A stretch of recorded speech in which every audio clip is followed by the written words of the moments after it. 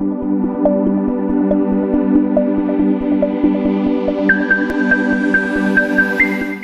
everyone, Happy New Year. I'm super excited to be welcoming you to this webinar and discourse. This webinar is brought to you by EDC Nigeria. We are the investment arm of the EcoBank Group, and we comprise of EDC Fund Management Limited, the wealth and asset management business of the EcoBank Group in Nigeria, EDC Securities Limited, the brokerage business of the EcoBank Group in Nigeria, and EcoBank Development Company, the investment banking business of the EcoBank Group in Nigeria. Together, we're going to discuss a very important and interesting topic: from policy to prosperity, decoding Nigeria's economic blueprint for 2025. We stand at a pivotal moment in Nigeria's journey towards economic transformation, and this past year, 2024, has witnessed bold and impactful policy reforms aimed at reshaping our nation's economic landscape. From the unification of our exchange rates to the implementation of our Petroleum Industry Act, and from groundbreaking agricultural initiatives to ambitious power sector reforms, Nigeria basically is positioning itself as a hub of innovation, growth, and opportunity in Africa. Now, the theme of this discussion, from policy to prosperity, captures the essence of what we are here to explore. Policies, no matter how well intentioned, are only as impactful as their implementation and results. Our goal today is to unpack these recent reforms, understand their implications in our economy, and then identify the opportunities that they create for investors, businesses, and of course, our citizens. We have seasoned panelists that are here to dissect these topics, and I must say, these are technocrats in their field. I'll wait no further ado, and I'm going to introduce them. First, we have Joshua Chinga. Hello, Joshua. I'll read Joshua's profile real quick so that we understand where Joshua is coming from.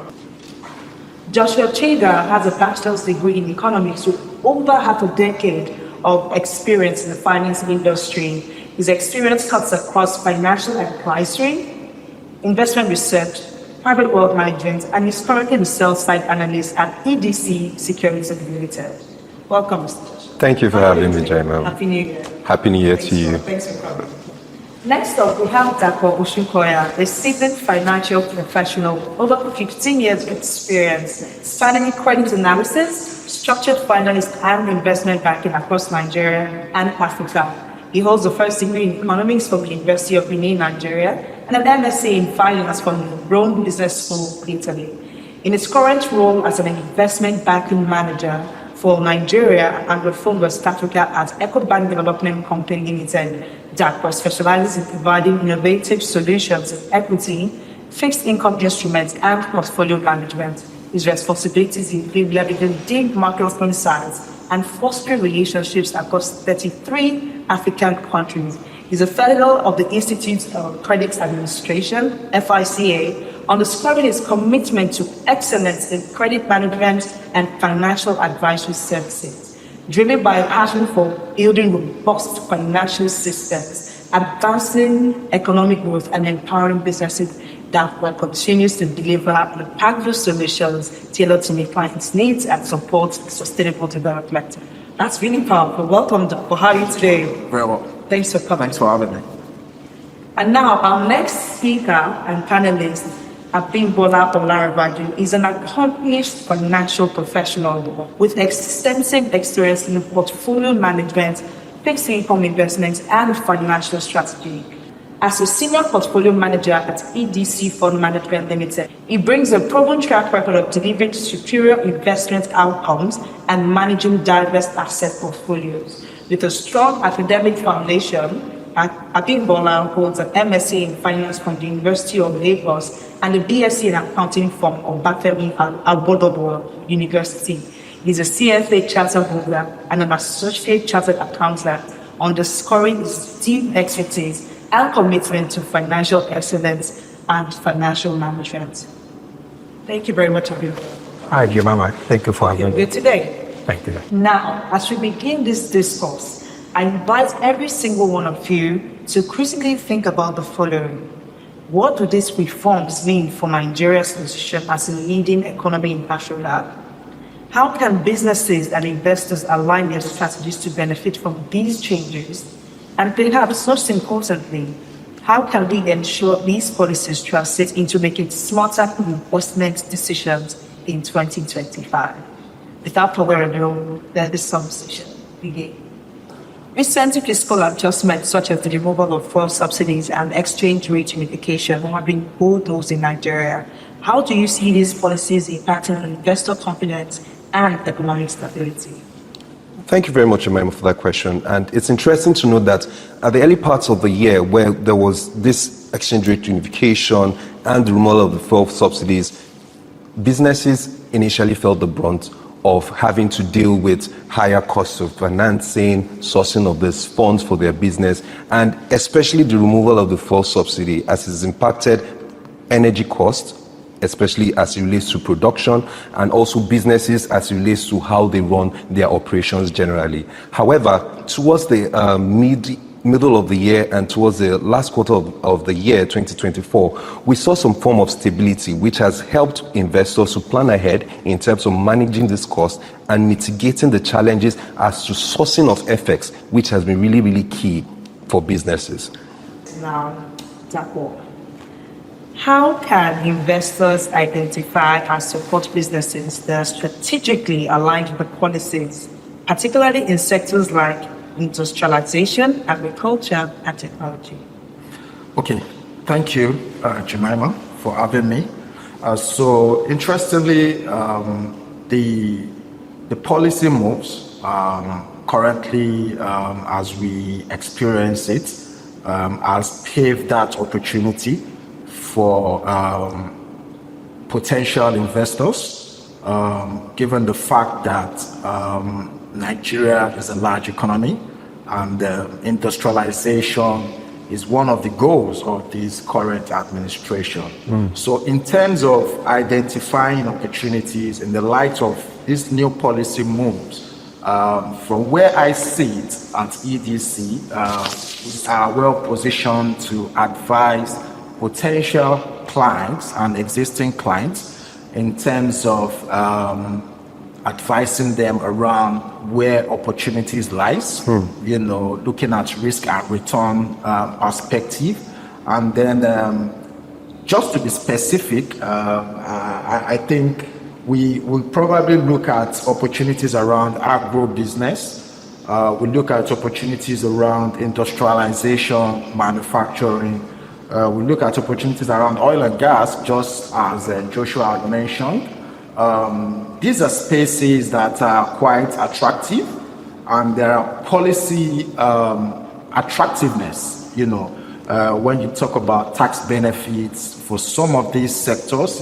And for us, we are very key when it comes to due diligence, which is one of the things that we embark on, when it comes to advising any of our clients that are seeking to take investment opportunities in Nigeria. So due diligence is a key activity for us. Also, we look at sector-aligned initiatives, such as the renewable energy space, what the government is doing in terms of encouraging clean energy. We look at the agribusiness, when it comes to the Anchor Borrowers Program, and some other agri-related financing initiatives, that is being supported by the government. And then also, most importantly, tech. The growth of fintech in Nigeria is quite vibrant, and this is also an opportunity that we also look at, and we advise our clients, in taking up those opportunities. So if you ask me, I think there are 4 key areas. We look at agro business, we look at tech, we look at renewables, we look at industrialization, talking about economic zones. Currently there are some states in the country that are quite interested, in developing economic zones. And certainly at the national level, there are policies backing these initiatives to attract investors into the space. So we are well positioned at EDC to ensure that we advise our clients appropriately on how to take the step and also to guide them on that process. Amazing. That's something that is good to know. At least they know they're not on their own, that Absolutely. your organization is here for. Another question I would ask, because you've answered one or two of the next questions I had lined up in your previous responses. How do the government's efforts to attract foreign direct investments impact the competitiveness of local businesses in the capital market? Okay, I like that question because capital market is one of my core area of focus at EDC. And FDIs, as we all know, foreign direct investments, these are capital flows that come into the country and get to stay for a reasonable period of time. So in terms of its impact on the capital market and also local competitiveness, I think I'll look at it from two angles. First, it brings about a vibrant capital market and a vibrant economy, whereby you are able to inject capital flows into specific sectors, sector of interest, sectors where you have a decent risk to return metric. And then also in terms of bringing about local competitiveness, foreign direct investment would definitely improve, local players' position in the market. Depending on the structure of such capital flow, we are able to advise foreign investors that are seeking such opportunities in terms of the sectors of interest that they are looking to invest such capital, and also come up with an appropriate structure when it comes to investing such funds. My next question is, what is the role of venture capital and private equity in driving innovation and aligning with the economic blueprint, and how can investors participate in this trend? All right, thank you for that question.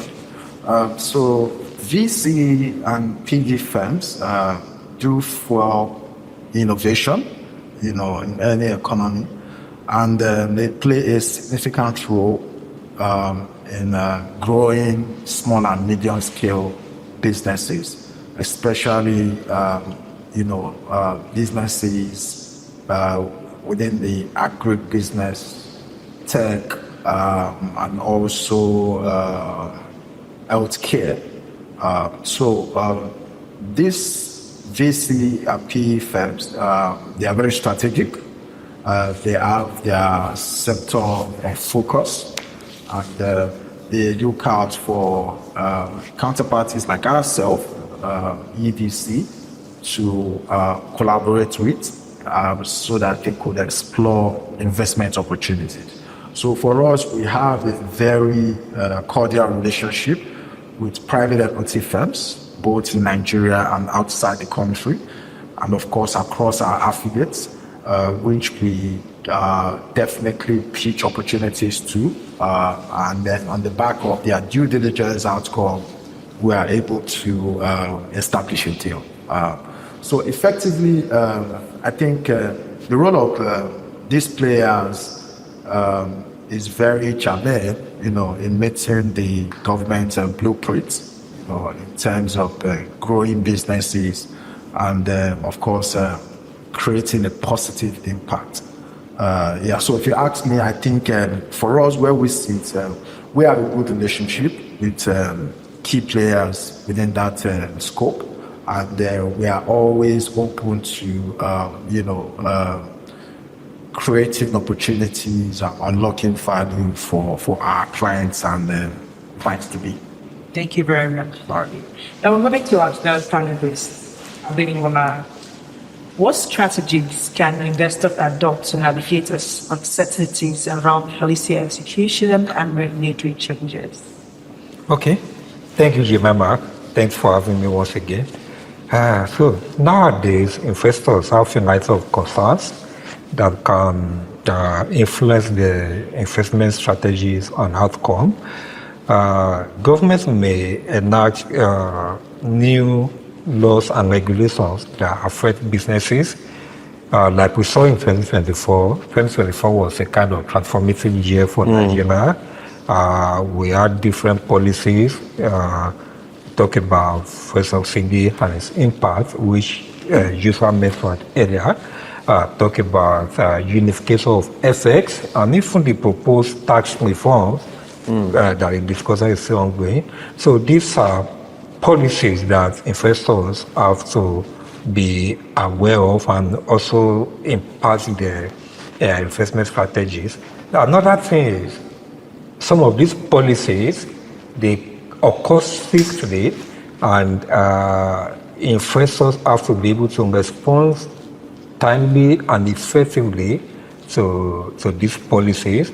Now, how can they go about it? How can they mitigate the negative impacts of these policies? I mean, how can they handle these policies? Number one, I would say investors have to maintain a diversified portfolio, have your investments in different asset classes, have exposure to different sectors so that you are not overly exposed to a particular sector that may be negatively impacted by government policy.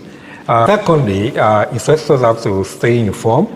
They have to be aware of macroeconomic variables and how these impact their investments. They have to be aware of politics, the geopolitical politics, and also these are factors that influence businesses and performances. Thirdly, I believe that the investment approach has to be flexible. Nigeria has an emerging market or frontier market, depending on how you look at it. The country and the economic variables are subject to constant changes, and you, as an investor, you have to be able to respond timely and effectively without any major impacts on your portfolio. Then lastly, you have to consult professionals. You have to engage professionals, and that's what we do here at EDC. That's why we are here. As an investor, you don't have to do it yourself. At EDC, with the support of different businesses, we are able to position our investors in such a way that they are able to get adequate returns that compensate for the risk they are taking in the markets. They are able to outperform the benchmark. So yeah, like I said earlier, as an investor, you don't really have to do all this in yourself. What you only need to do is get a trusted partners like us at EDC, and we are able to, with the support of our other businesses and affiliates, we are able to take care of the needs of our investors. Thank you. Amazing. So we understand that the Nigerian economy is extremely dynamic, and it's the only constant thing in life is change. So be flexible with your investments. And then at EDC, we're able to say that we have different businesses that have solutions that can help you and guide you in making very informed investments. So don't do it by yourself. Reach out to us, and then we're able to provide the solutions. Thank you very much. So this came from the audience. We had gotten these questions while in the course of the, and then one of the major issues clamoring on the minds of Nigerians is, how do you suggest that government can address challenges like inflation, the currency volatility, infrastructure deficits, and also how can you suggest government addresses that one, and also what does this mean for investment portfolios? Wow, that's a good question, brilliant one. So let's start by unpacking it. Talking about inflation, I mean, the central bank has been doing a lot to tackle the high inflation that we've been experiencing for over 18 months now. Now, I think the CBN has been doing a lot, and most of what is being done using monetary policies to tackle this inflation. I mean, we have seen the impact of this. Last year alone, the CBN increased the rate by 875 basis points from 18.75 in January 2024 to 27.5 at the end of the year. So, and when you look at what is being done now, the last MPC meeting, the increase was just 25 basis points. The one before then, before that was 50 basis points. Yes. So what we have seen is the alternatives are also monitoring the negative impact of these monetary policies. You cannot continue to increase interest rates to tackle inflation. So they have seen that, and I think we've started seeing a kind of a slowing down in this approach. However, the inflation is still up there, 34.8 as of now. So, to me, what the government can do to address this high inflation we are experiencing now is we need to focus on what are the causes of this high inflation we are currently experiencing.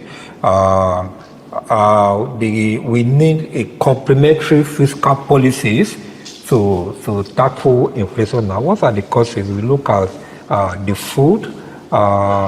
We look at the food inflation. Then, how can government boost agricultural products, or maybe they can deploy the use of technology to boost agricultural production. Then infrastructure is key too.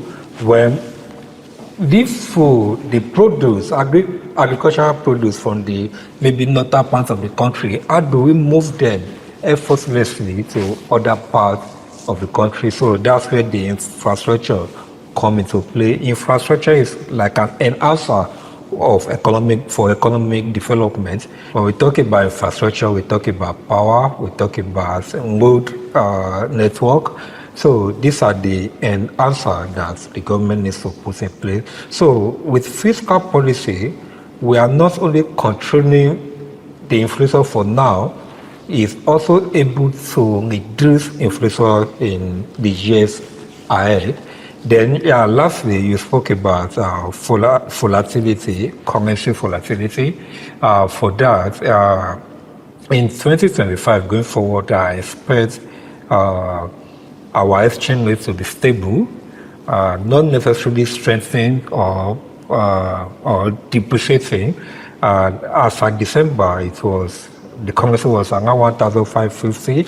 So the expectation is that the kind of volatility we're seeing sometime in the year where on a daily basis we're seeing up to 100 and that difference in the exchange rates, I don't expect that to continue in 2025 because of the policies that have been implemented. And what are the effects on investment?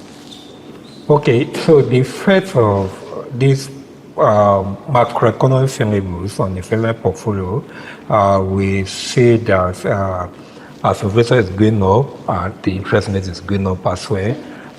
Interest rate has inverse relationship with majority of the asset classes. So as inflation is going up, the impact is negative for majority of the asset class. So at EDC, for instance, we always strive to stay ahead of the curve. Therefore, we have positioned our portfolio, our client's portfolio, to mitigate these negative effects of some of these macroeconomic variables. Yeah. Yeah, to further buttress that, for us at EDC, the relationship between our business and the other affiliates is one that there is an established synergy between the research team and the portfolio management team and the investment management team, where we serve both businesses and update our investors on a regular basis on those macroeconomic changes, where we see and give reports on what the inflationary trend is, how the central bank is thinking in terms of how they would like to react to such policies. So investors are always abreast with the information required to make the right investment decision and take their investment portfolio to a position where if there is a need for them to reposition or take advantages in sectors that are becoming or seemingly viable, or sectors where these policies tend to be adjusted and how it affect them, is really key for us. What kind of structured products and or advisory services would be useful in aligning investors with the blueprints focus areas? Okay, thank you once again, Jemima. At EDC, for instance, we categorize our investors into different brackets, and we have different products to take care of the needs of our investors. For instance, we have a money market that is able to take care of investors that have a certain investment horizon of, let's say, less than a year. With this, our money market fund, for instance, you are able to get a superior return in the market. Right now, we are around 34% thereabouts, which is probably one of the highest in the market, if not the highest. Then also, we have fixed income fund that can also take care of the needs of investors that have a kind of a longer investment horizon, say between 3 to 5 years, and these are for investors that want to take advantage of, let's say, the reversal of the interest rate environment or the inflation in 2025. So these are kind of the investments that we can pitch to them. Then also, like Joshua said earlier, in the last few months and also going forward in 2025, we expect a whole lot of activities in oil and gas sector, especially. Because of that, we have a balance fund that have substantial allocation to equities, and this our equity sleeve in this balance fund has been carefully analyzed and selected to take care of our expectations going into 2025. So if we have, for those investors that want to have some exposure to different sectors, we have such funds, solutions for them. In addition to that, we have a portfolio management service for our HNIs. With these products, we are able to structure a portfolio for individual clients that takes care of the need of each client. So we take into consideration what are the investment goals of our clients, what are the liquidity needs of the clients. We look at the risk appetite of our clients as well, and we're able to come up with a portfolio that take care of all of this. Thank you very much, gentlemen. This has been a very insightful discourse. But in brief terms, in very few words, I want you to give Nigerians what you think they need to run with for the rest of 2025. We've been able to dissect a lot of points here, ranging from the policies and then the new reforms that the government, we've been able to dissect a lot here. But just in a few words, I want you to give Nigerians something to hold on to, something to run with as we go into 2025. That one will start with you. Yeah, thank you, Jemima. So for me, from where I sit at EDC, we see opportunities, given the fact that, the government has laid down their policies, key policies that is driving, the reality we're seeing now. And for us, we are well positioned to play in the advisory space in terms of arranging funding for our clients and also for prospects, and also structuring transaction out of the capital market space, private equity space, and also private credit space. My closing remark to our audience is to bear in mind EDC, and if you have any need for financing and advisory, feel free to reach out to us, and we will definitely serve you beyond your expectations. Thank you very much, Dr. Joshua. The final notes will be this. It's important for us as investors to be informed. And for us at EDC, what we ensure and try to do is to ensure that our investors have the right knowledge in terms of the macroeconomic changes, the dynamics of the economy, and ensure that we are abreast with economic changes and policies across the board. In collaboration with our businesses, you can be rest assured that you don't have to do this alone. and we will be here to provide you with all the necessary tools to make the right investment decisions. Thank you very much, Joshua. That's very reassuring. Abimbola, you closing it, please. On the final note, again, 2024 was a transformative year for Nigeria. It was a year where the objective was to spend now and save later. In 2025, at EDC, we expect a kind of stability. It's a year that investors have to come out and save in 2025.